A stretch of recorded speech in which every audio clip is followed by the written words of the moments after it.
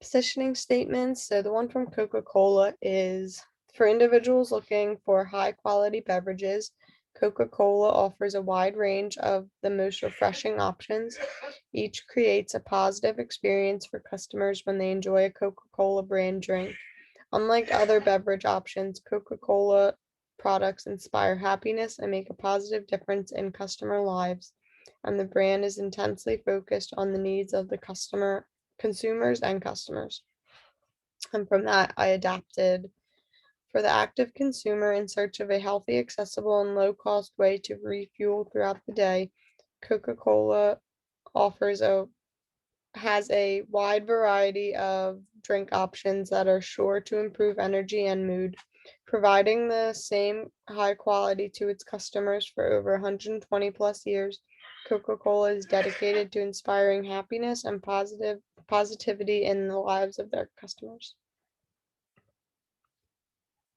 So this is the brand map that I came up with. Coca-Cola, when you look at the the factors considered in this map, the sugar content and caffeine content, Coca-Cola is pretty middle of the road.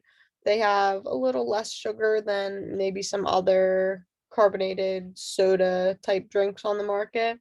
And they do have a little more caffeine than like regular tea, but they are not drastically one way or another. Pepsi, their immediate competitor, is just a little greater in either direction. They have a little more caffeine, a little more sugar. So to some consumers, that might balance out. They might be willing to sacrifice the higher sugar intake just to get the higher amount of caffeine. And same goes for Red Bull, higher sugar amount, higher caffeine. And then as you go down, Lipton, this is primarily Lipton iced teas. They have a lower amount of caffeine and a lower amount of sugar than Pepsi and Red Bull, but they have about the same amount of sugar as Coca-Cola with just less caffeine. So for someone who isn't really in it for the caffeine amount, that might be the route that they go.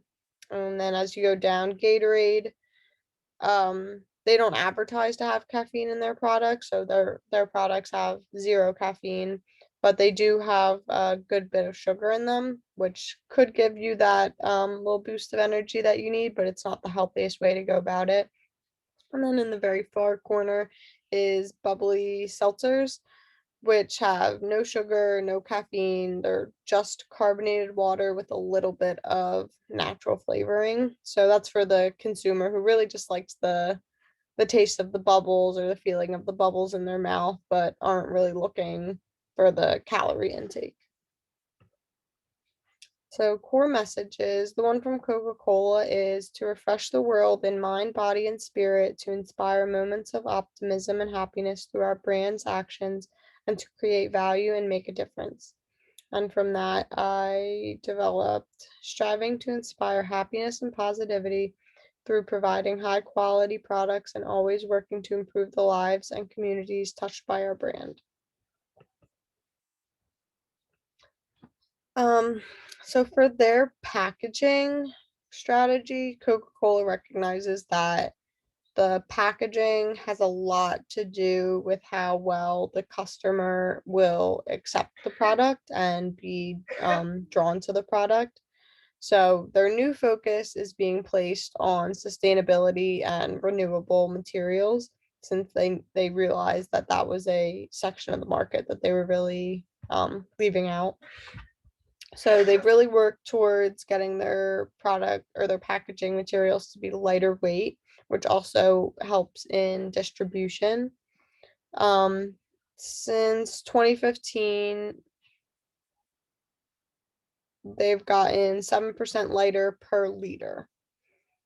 Um, and then they also developed this plant bottle packaging program, which they started in 2009. And this program just works to replace 30%, up to 30% of petroleum used in their packaging materials with other materials like sugar cane or other plants that could be used. For their distribution strategy, they're not a direct distributor. They utilize bottle distribution companies all throughout the country, the world, wherever their products being distributed. This helps to ensure that the products don't ever have to travel a really long way, making sure that the consumers are getting the highest quality product possible. So the Coca-Cola being sold in Doylestown isn't being shipped from California because that would just be way too far of a drive for that. um, and the bottling companies are who works directly with the supermarkets, wholesalers, gas stations, etc. in that immediate area to get the products out on shelves. So their pricing strategy is very dependent on the location and the economic conditions in the area that they're looking to distribute. So a 2-liter bottle of Coke in Philadelphia might cost you $4, but that same 2-liter bottle of Coke in Mexico might cost you 50 cents because the economic conditions are different and they take that into account. It's also dependent, obviously, on the product type or size. So, like a large bottle versus a small can, or glass versus plastic. And they also openly utilize, or like are very open about the fact that they use psychological pricing in their pricing strategy. So this is like setting the price of something at $1.99 rather than just at $2. It helps give the consumer this perceived value of a savings, even if they're really only saving a cent. And then their promotion strategy. So their brand has a lot of recognition already at this point, so they are able to be a little more minimalistic in the slogans and the other tactics that they use. So you'll often see Coca-Cola just use like a single tagline, like taste the feeling, share Coke, inspire happiness, something really simple like that. But because their brand is already so easily recognizable, that little tagline is all that's needed to make it the promotion that they need. They also just get a lot of eyes on their brand by sponsoring national events such as NASCAR races, the Olympics, American Idol, other televised events like that. And they'll, a lot of the time, the company will issue Coca-Cola brand refrigerators to their distributors. And this also just creates an even greater brand presence. When you go to grab your ice cold Coke out of your Coca-Cola refrigerator, it kind of cements that brand in your mind. So the future of the brand, where should they go from here? They definitely need to diversify their product selection and existing product lines, branching out into other industries such as food stuff, so like snacks, stuff like that. Um, Increase advertising on their new health conscious product lines. Along with that, increase awareness that they are now utilizing more environmentally friendly practices. Um, Developing a stronger social media presence and utilizing more marketing tactics on social media and other digital forms.